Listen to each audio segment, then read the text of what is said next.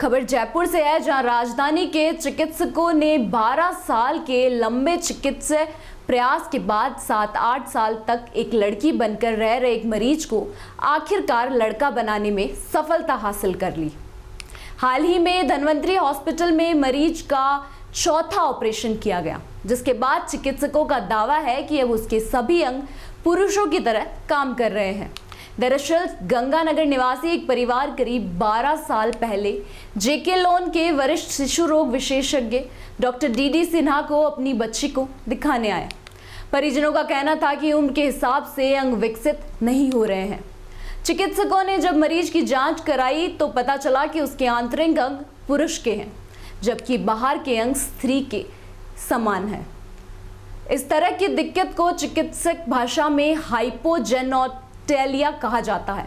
चिकित्सकों का दावा है कि अब इस मरीज के सभी पुरुष अंग नॉर्मल तरीके से काम कर रहे हैं।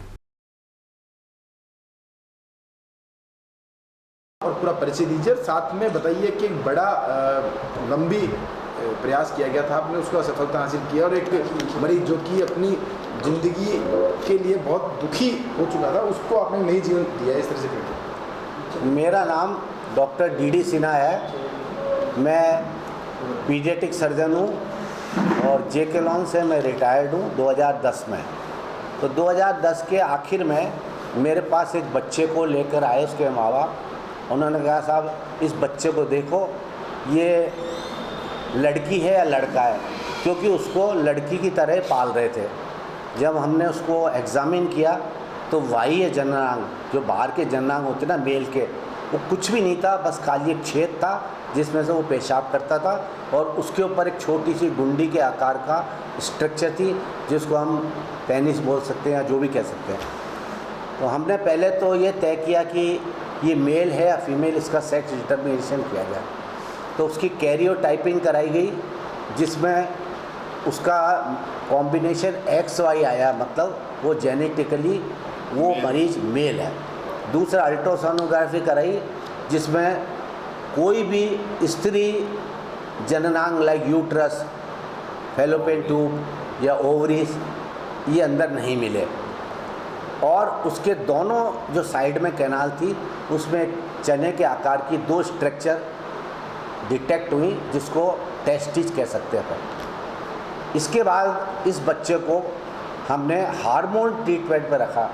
हार्मोनल ट्रीटमेंट पे इसको करीबन 8 साल रखा, 8-10 साल, जिससे कि एक तो टेस्टिस जो थी वो नीचे आनी शुरू हो गई और साइज बढ़ गया, और वो जो स्क्रोटम थे वो जो नहीं थे वो डेवलप हो गए जिसमें टेस्टिस। अब प्रोसीजर कितने किए आपने इसको और अब स्थिति क्या है मरीज की, कैसी स्थिति है?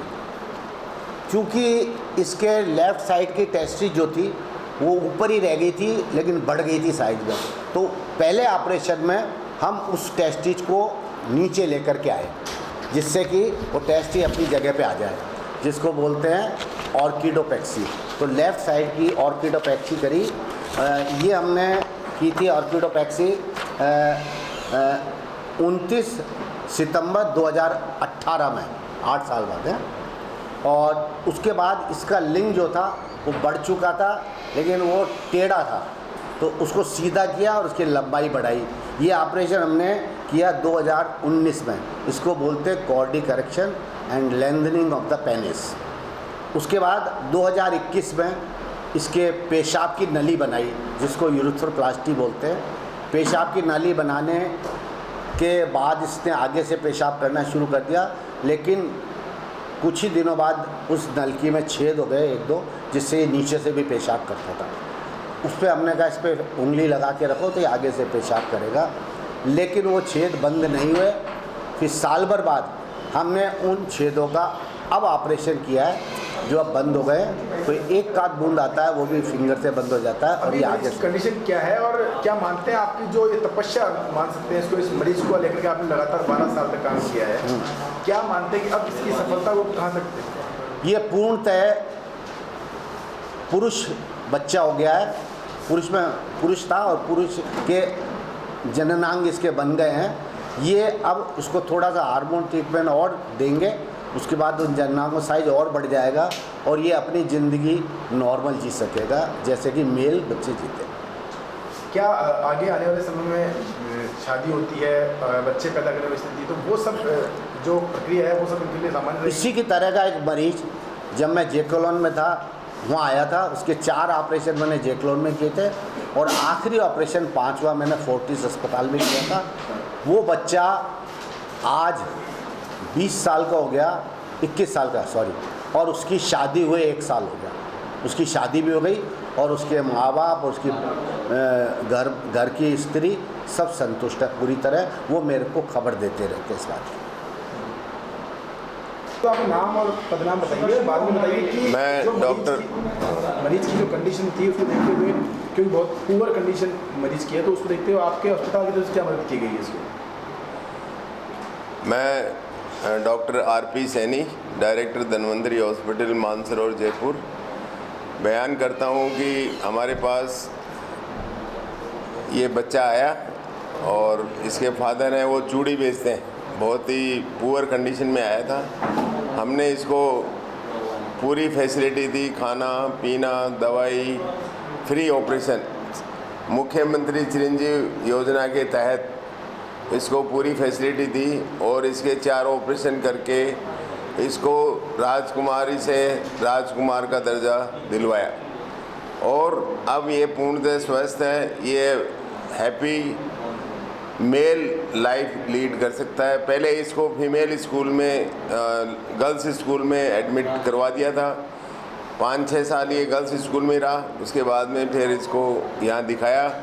पहले हार्मोनल थेरेपी दी, फिर डिफरेंट ऑपरेशन किए और ये लास्ट ऑपरेशन है।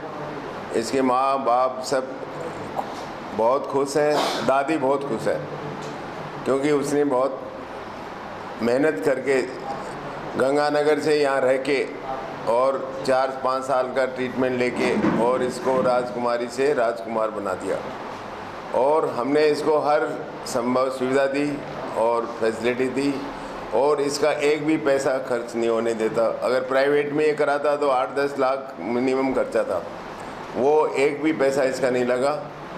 मुख्यमंत्री चिरंजीवी योजना से इसको